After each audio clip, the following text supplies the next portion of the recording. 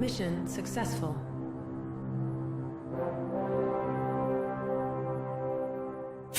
Tonight, a special report. Peace on Carver 5 and the birth of a planet named Liberty. After more than a month of grueling combat, conflicting reports, and allegations of war crimes, peace has been restored on Carver 5 by an unlikely source, a mercenary commander. On the Steiner capital of Tharkad today, he is being called a murderer. But here, on this beleaguered planet, they are hailing him as hero. We take you to a live press conference where the Archon herself is paying tribute to her departed friend. And so we say goodbye to a fallen hero and a great humanitarian. His commitment to the people of Carver 5 will never be forgotten. Archon, will you comment on the people's decision to rename the planet Liberty? That will be all for today. Will House Steiner try to recover Liberty? The damage that the mercenaries have done on Carver 5 cannot be mended through force of arms. Will you seek retribution against the mercenary commander? I thank you, and good afternoon. But, Mr. President, aren't you afraid of reprisal from House Liao? How will you keep the independence that you've worked so hard to achieve? My people are negotiating with the Liao ambassador as we speak. Now, Chancellor Sun Tzu, he's a reasonable man. I'm certain we can find common ground. Beyond the talks, I've requested that a certain party remain on the planet and act as our protector general. I don't believe that Liao is anxious to face him again. Setting course for the periphery, sir. And don't worry, I raised our price on Mercnet like you told me.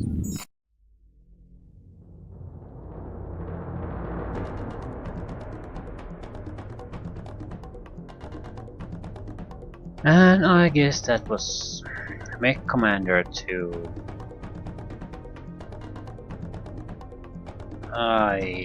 The plot... It was pretty typical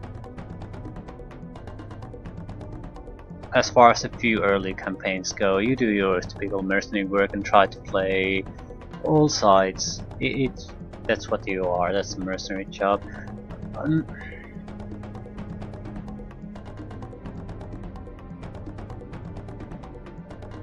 I don't care for how it turns out. It's not like it's complete crap. It's quite predictable, and it's not something I probably would have chosen if I would have been given the choice. That's not mercenary business.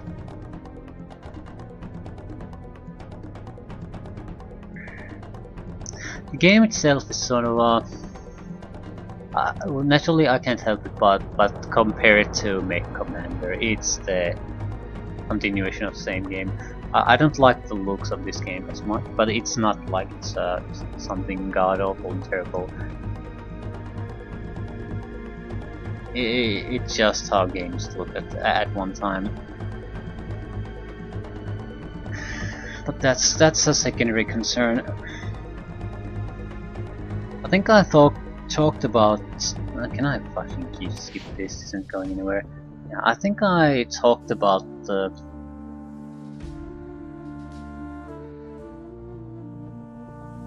What would I expect to improve on Mechcommander? Or what would I expect to find in Mechcommander 2, possibly? And...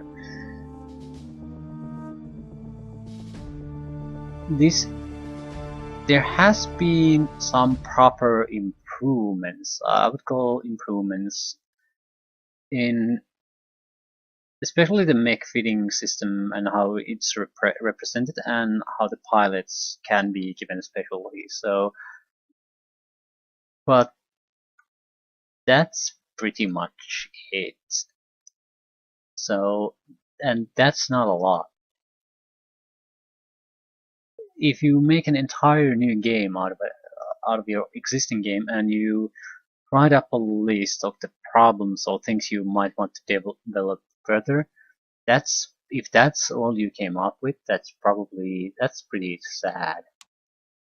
Naturally, I don't think that. They probably... I would assume a totally different group of people were behind this, and they didn't really get why some things were done in in the first game like they were.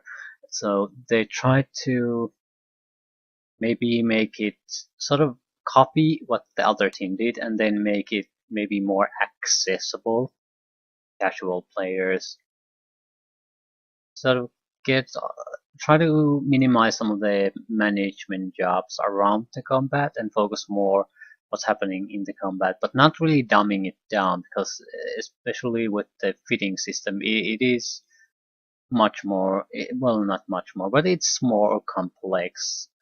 It doesn't amount to all that much difference in the end, but there you have a lot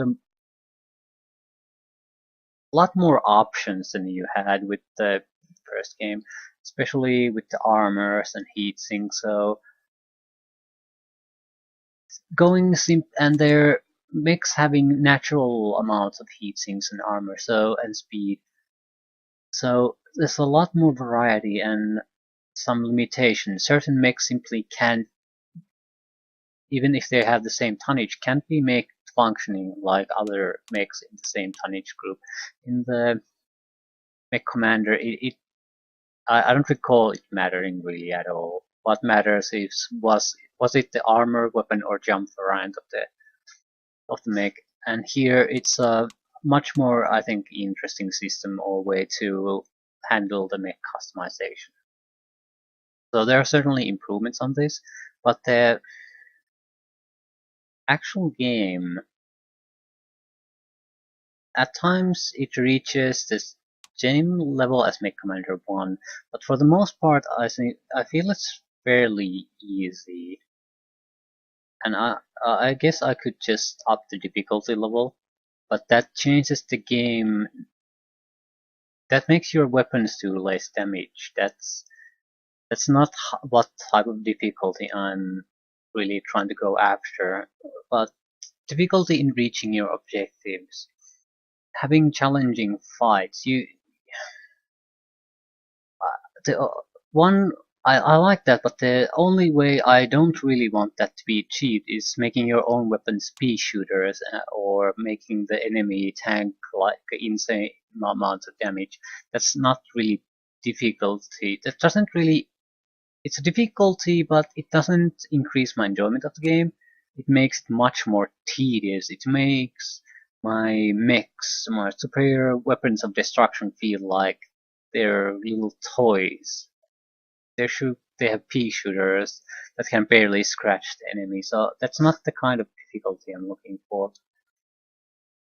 I'm guessing a lot of the problem here is that the individual fights that you face are much easier than in Mechcommander 1 in general.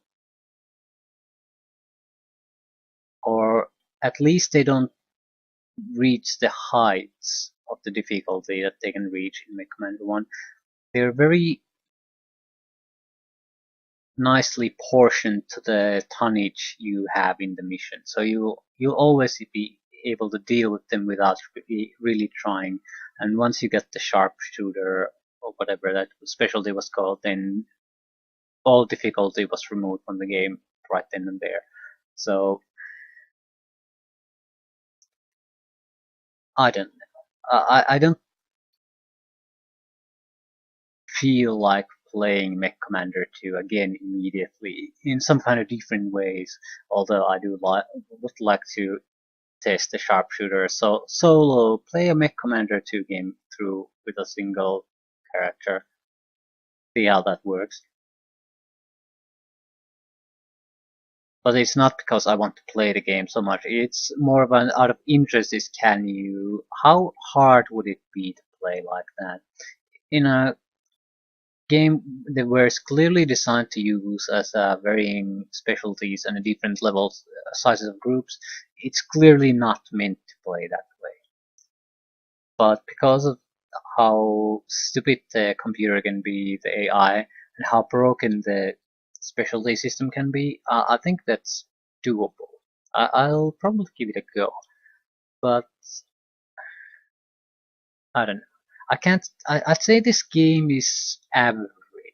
That's what I'm leaving. I don't hate it. It's quite a pleasant playthrough, but I wouldn't consider this to be great or especially memorable afterwards. The story isn't particularly interesting, a lot of problems with the gameplay, things like that. Few good ideas are not enough to make it a great game when the basics with the stupid AI and things like that are there. So I don't know. I don't feel like I wasted my time playing this. It's good enough of a game, but it's one of those games you probably gladly play through once and then you move on.